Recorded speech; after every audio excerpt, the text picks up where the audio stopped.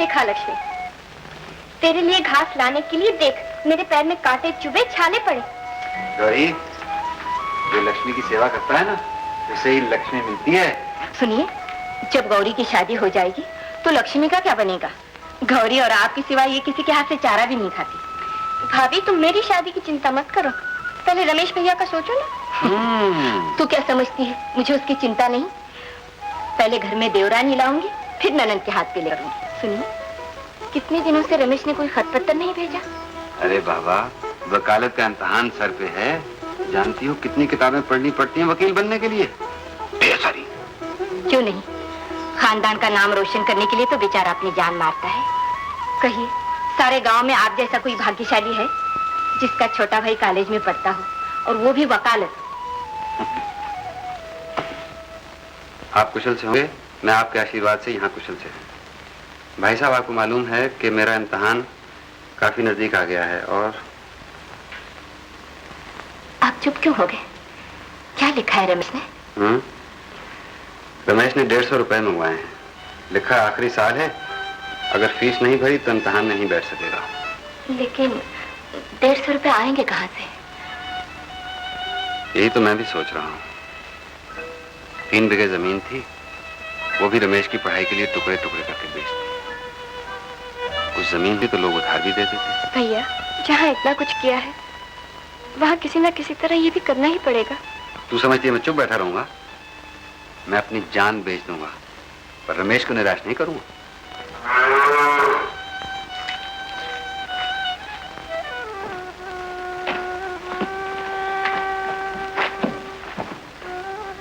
ये क्या?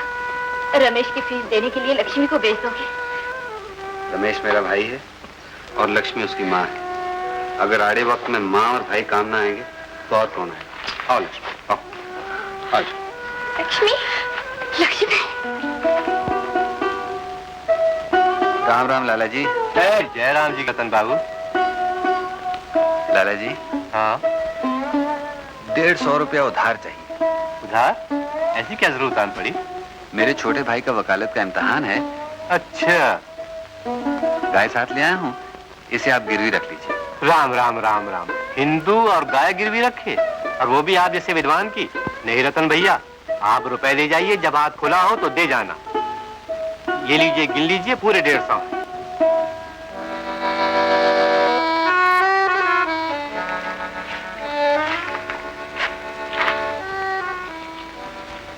देखा, रुपए आ गए ना? रुपए तो आ गए, मगर ये रुपए भेजने के लिए मेरे भैया को ना जाने किन मुसीबतों का सामना करना पड़ा होगा। तो श्लोक है, कर्मण्येवाधिकारस्ते मा फलेषु कदाचन। मतलब हुआ कि अच्छे काम को अपना कर्तव्य समझकर करना चाहिए, स्वार्थ से मजबूर होकर या फल के लालच से काम नहीं करना चाहिए। तो आज यही समाप्ति है, कल फिर दर्शन।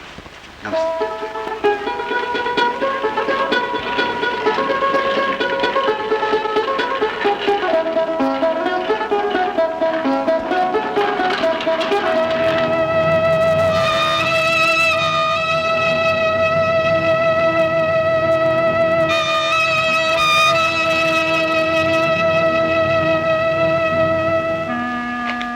शांति, जरा एक गिलास पानी लाना जल्दी से।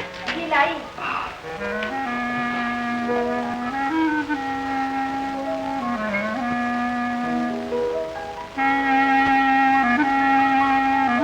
ये पट्टी कैसे? कहीं से चोट लगी? सुना था अस्पताल में अपना खून देने से वो लोग रुपया देते हैं। ये देखो 10 रुपए ले आया। 150 पूरे हो गए, अब हमारा कर्जा उतर जाएगा। छोटे भाई को रुपए से पढ़ाने वाले भाई तो कई मिल जाएंगे, लेकिन मुझे इस बात का मान है कि खून देकर अपने छोटे भाई को पढ़ाने वाला आदमी मेरा पति है। लेकिन शांति, भाई भी तो अपना खून होता है। अपने खून के लिए ही मैंने अपना खून लिया है, किसी पे एहसान नहीं किया। लो, ये रुपए संभाल के रख लो। रमेश, रमेश, रिजल्ट आउट हो गया। गौरी, शांति, गौरी। क्या हुआ भैया? अच्छी खबर है ना? नहीं सुनाऊंगा, पहले उसे सुनाऊंगा। माँ, पढ़। वकालत के इम्तिहान में रमेश सारे प्रांत में अव्वल आया है। देखा, जो वचन तुझे दिया था आज मैंने पूरा कर दिया है। घर घर में आज उसके चर्चे हो रहे होंगे। लोग कह रहे होंगे धन्य है वो माँ जिसने रमेश जैसे पुत्र को जन्म दिया है। क्या सचमुच रमेश भैया पहले नंबर पे आए हैं? तो इसमें झूठी क्या हो सकता है? और झूठ होगा क्यों? आखिर भाई किसका है? जानती हो, मैंने सिर्फ अपना शौक पूरा करने के लिए पंडित जी से गीता पढ़ी थी और आज दूर दूर से लोग गीता का अर्थ पूछने के लिए मेरे पास आते हैं।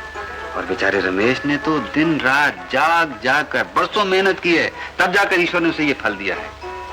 हेलो हेलो, लॉ कॉलेज जी, कौन साहब बोल रहे हैं?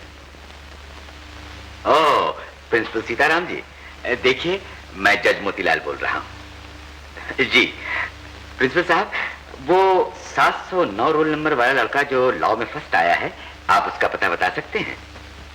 जी, रमेश बेलापुर का रहने वाला है। अच्छा अच्छा, रतन बाबू का भाई है। Thank you so much. नमस्ते। कौन था फोन पे? तुम्हारे दामाद का पता पूछ रहा था।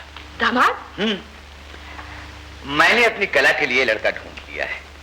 सारे सूबे में BLB में फर्स्ट आया है और नाम है रमेश। बस बस बस बस बस, ना जात पात का पता, ना घर बार का।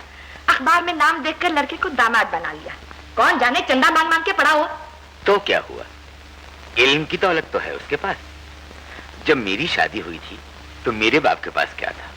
तुम्हारा बाप वकील था और मेरा बाप फल बेचता था। लेकिन सब लड़के आप जैसे थोड़े ही निकलते हैं। एक ही लड़की है मेरी, मैं तो घर बार देख के शादी करूंगी। कम से कम मेरा दामाद डिप्टी कमिश्नर तो जरूर होना चाहिए। कौन जाने, कला के नसीब अच्छे हुए तो यही लड़का एक दिन चीफ जस्टिस भी बन जाए। मुंशी हुजूर, चश्मे बद्दूर आपने याद फरमाया। तुम फौरन रतन बाबू को बेलापुर तार दे दो कि मैं कल उनसे मिलने आ रहा हूँ। अभी दे देता हूँ हुजूर। देखिए, प्रेस वालों को लेटर छपने दिए थे, उन्होंने गलती से मेरा ना मिस कला की जगह मिसेस कला लिख दिया है। चश्मे बद्दूर प्रेस वालों को कैसे खबर हो गई? अरे बिटिया, हम अपने होने वाले दामाद को देखने ही तो जा रहे हैं। मुंशी चाचा, कोई और बात नहीं सूझी तुम्हें? बिटिया, मुंशी ठीक कह रहा है, मजाक नहीं कर रहा है। आखिर एक दिन तो तुम्हारी शादी करनी ही है। डैडी। भैया, भाभी। अरे मेरा रमेश, पहले भैया को कला। अरे वाह, वकील साहब हैं, तुमने तो कमाल कर दिया। सारे प्रांत में अव्वल हैं, इतने नंबर कहाँ से मार लिए? बोलो कौन? गोरी, गोरी गांव की छोरी। पहचान लिया? अच्छा देखो मेरी बम्बई से क्या क्या लाया। देखो।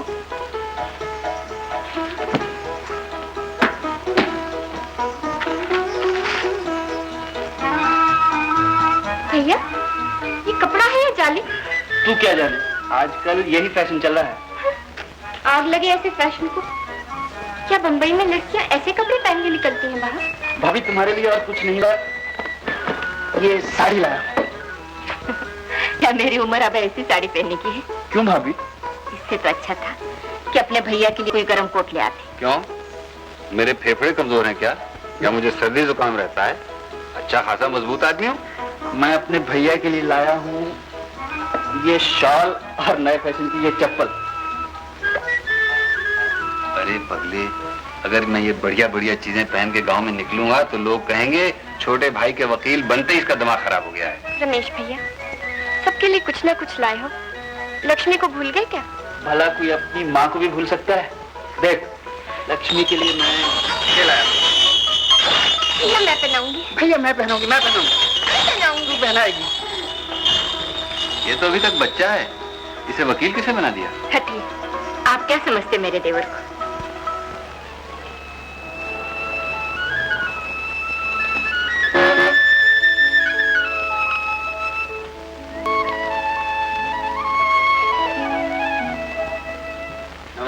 नमस्ते जी। नमस्ते। आइए पधारिए।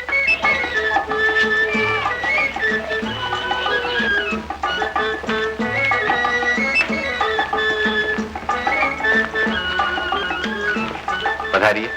धन्यवाद। तो आप हैं रतन बाबू? जी। और रमेश आपका छोटा भाई? जी। बड़े खुशकिस्मत हैं आप। मैं समझा नहीं।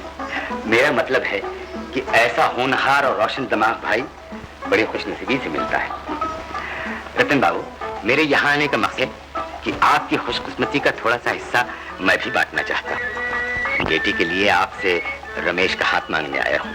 लेकिन जज साहब, आपका और हमारा क्या मुकाबला, हम तो बहुत ही गरीब लोग। देखिए, आपको ये कहने की जरूरत नहीं। जो शख्स गीता का इतना बड़ा विद्वान और रमेश जैसे लड़के का बड़ा भाई है, उसकी दौलत का अंदाजा मैं लगा सकता हूँ। अच्छा रमेश, जो जरा इधर आओ मेरे साथ।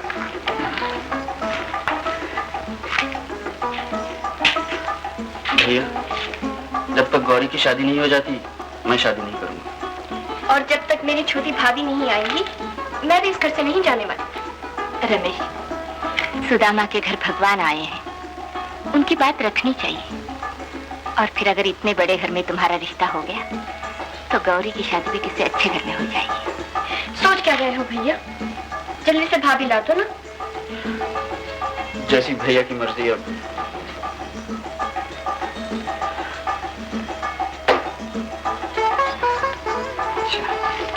जज साहब, हमें ये रिश्ता मंजूर है। आइए तो फिर गले मिल लें।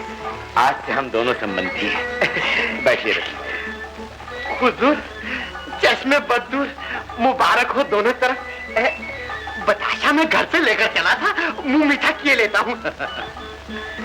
रतन बाबू, कला मेरी इकलौती लड़की है। जहेज की फहरिस्त आप ही तैयार कर लीजिए, मैं कोई कसर नहीं रखूंगा। जज साहब, क्षमा कीजिए, मैं गरीब जरूर हूँ लेकिन पराये धन पे नजर नहीं रखता। हमें एक कौड़ी भी नहीं चाहिए। क्या कह रहे हैं आप? देखिए, शादी ब्याह संजोग की बात होती है। जहेज को मैं रिश्वत समझता हूँ। आशा है आप भी मेरे इस नियम का आदर करें। रतन बाबू, आपने गीता पढ़ी ही नहीं, समझी भी है। चश्मे बदूर हुजूर, अगर सभी लोग रतन बाबू जैसे हो जाए तो हजारों गरीबों की लड़कियां घर में कमारी ना बैठी रहे। चश्मे बदूर, तुम ठीक कहते हो। अच्छा रतन बाबू, अब हम चलते हैं। नमस्ते। तेरी शरण पड़ा हूँ दाता, तू ही पिता है तू ही माता, हम सब तेरे बच्चे वाले, तू सारी दुनिया को पाले। दास भगत का है ये कहना, दर्शन निस दिन देते रहना। बहुत हो चुकी है दौलत की पूजा, कुछ तो ख्याल कीजिए। सारा गांव आपका मजाक उड़ा रहा है। आज गांव मजाक उड़ा रहा है, कल पतंग उड़ाएगा, उनसे मेरा क्या वास्ता। मैं तो सिर्फ मजे उड़ा रहा हूँ। राजा जी, ये गांव वाले मेरी दौलत से जलते। दुनिया क्यों चलेगी पिताजी? क्या सारे गांव में सिर्फ आप ही एक अमीर? अरे मैं भी तो इसीलिए ही रो रहा हूँ कि इस गांव में और भी अमीर हैं। इसीलिए मैं भगवान श्री नगर नारायण के चरणों में बैठकर प्रार्थना कर रहा था कि हे भगवान, तू अपने सच्चे भक्तों की जरूर सुनता है। कोई ऐसा चमत्कार दिखा कि गांव के सारे अमीरों को प्लेग की गिल्टी निकलाया मेरे सिवा, सब के सब मर जाए और फिर मैं अकेला गाँव का बेताज बादशाह बनकर गलियों में घूमा करूँ। पिताजी, भगवान से सबका भला मांगना चाहिए। छी छी छी छी छी, भला भी कोई मांगने की चीज है? भगवान से मांगे तो 10-20 करोड़ रुपया मांगे, पागल कहेंगा। देख, मैं बम्बई जा रहा हूँ, वकील से मशवरा लेना है, मेरे लौटने तक घर का अच्छी तरह ध्यान रखना। पिताजी, मुझे भी बम्बई ले चलिए। तुम्हें बम्बई ले चलो? क्यों भाई, वहाँ क्या कुली नहीं मिलते जो तुम्हें असबाब उठाने के लिए साथ ले चलो? नहीं पिताजी, मैं कॉलेज में अपना नाम लिखवाऊंगा। ओह, तू कॉलेज में पढ़ना चाहता है? बात तो अच्छी है, मगर पहले मुझे इम्तिहान दे। अच्छा बता, 9 और 10 कितने होते हैं? 19 पिताजी। 10 और 9? वो भी 19 पिताजी। 20 और 10? 20 और 10 30 हुए पिताजी। 30 और 5? 35 हुए पिताजी। 5 में से 10 निकाल दिए? 5 में से 10 निकाल दिए पिताजी, तो कुछ भी नहीं बचा। अरे शाबाश शाबाश शाबाश। देख बेटा, जिस काम के लिए मैंने तुम्हें पैदा किया है ना, उसका तो तू MA है, कहे तो अभी सर्टिफिकेट लिख दूंगा। देख, हमारा धंधा है लेन देन का, सूद के इतने असल के इतने, बस पढ़ाई खत्म। जैसे आपकी मर्जी। पिताजी, 4 आने देते जाइए। बाल कटवाने हैं। ना बेटा, आजकल बाल नहीं कटवाने, सर्दियों के दिन है। अगर बाल कटवाए तो सर को हवा लग जाएगी, हवा लग गई तो जुकाम हो जाएगा, जुकाम हो गया तो फेफड़े खराब हो जाएंगे, फेफड़े खराब हुए तो बुखार आ जाएगा, बुखार आ गया तो डॉक्टर को बुलाना पड़ेगा, डॉक्टर आया तो उसको फीस देनी पड़ेगी, और अगर फीस दे दी तो मैं बर्बाद हो जाऊंगा, अगर मैं बर्बाद हो गया तो श्री नकर नारायण की इंसल्ट हो जाएगी, इसलिए बाल नहीं कटवाने। हाँ, और नया पैसा कहाँ है तू? क्या हूँ दौलतराम सेठ जी? जल्दी से इधर आ, मेरा खाता लेकर। देख बेटा, मेरे पीछे घर का अच्छी तरह से ध्यान रखना, और वो अलमारी है ना, उसके आसपास ही रहना है।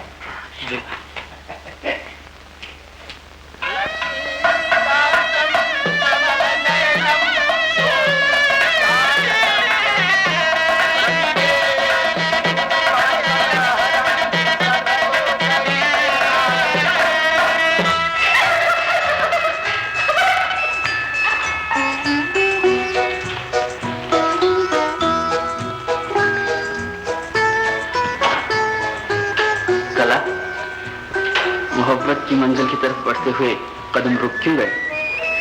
शायद मैंने अच्छी तरह स्वागत नहीं किया। जरा एक नजर इधर तो देखो, जज साहब की लाडली। आप मुझे इस नाम से ना पुकारिए। तो और किस नाम से पुकारूं? ये आंखें जिनमें सवेरा झलक रहा है, ये बातें जिनसे अमृत टपकता है, और ये बाहें जो मेरी जिंदगी में प्यार का झूला बनकर आई है, किसी अप्सरा की ही तो हो सकती है। नहीं, मुझे सिर्फ अपनी दासी समझिए। कला, आज तुम्हें पाकर मैं कितना खुशनसीब इंसान हूँ, लेकिन मुझे इस मंजिल पर पहुंचाने वाला मेरा भाई है, मेरी भाभी है।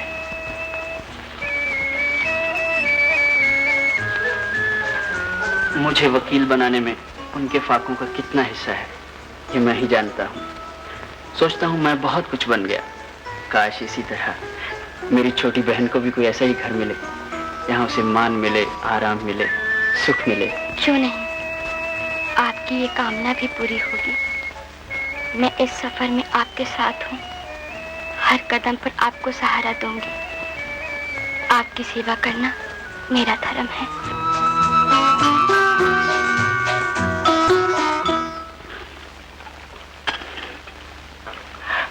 कहिए रतन बाबू, बारातियों को किसी किस्म की शिकायत तो नहीं हुई? ये आप क्या कर रहे हैं जज साहब? बेचारे देहात के सीधे साधे आदमी थे, शहर की ठाट बाट देकर हैरान रह गए। गांव जाकर महीनों किससे कहानियां सुनाते रहे। भैया, रामू चाचा एक बात कह रहे थे। क्या कह रहे? ये कि शादी के बाद बहू को एक रोज भी घर नहीं लाए, और सच ही तो कह रहे थे। अगर भाभी घर आती तो गांव में कितनी रौनक हो जाती। रतन बाबू, अपनी मजबूरी तो मैंने आपको पहले ही बता दी थी। मैं इसी शादी के लिए रुका हुआ था, वरना फौरन ही विलायत चला गया होता। एक सरकारी मुकदमा अधूरा पड़ा है, टिकट का इंतजार है, शायद कल ही चला जाऊं। क्यों नहीं, कामकाज तो लगा ही रहता है। तो रतन बाबू, रमेश के यहाँ रहने से एक फायदा ये होगा कि वकालत की महारत होती रहेगी। मुंशी वकील तो नहीं, लेकिन वकालत के दांव पे सब जानता है। रमेश को इससे भी काफी मदद मिल सकती है। आपका लड़का है, जैसा आप मुनासिब समझे। अच्छा, तो आ गया है।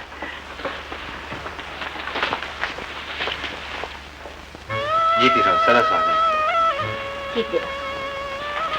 बेटी, यही तुम्हारे ससुर हैं और यही जेठ। जब कभी ये यहाँ आए या तुम ससुराल जाओ तो सवेरे उठ के सबसे पहले इन्हीं के चरण छूना।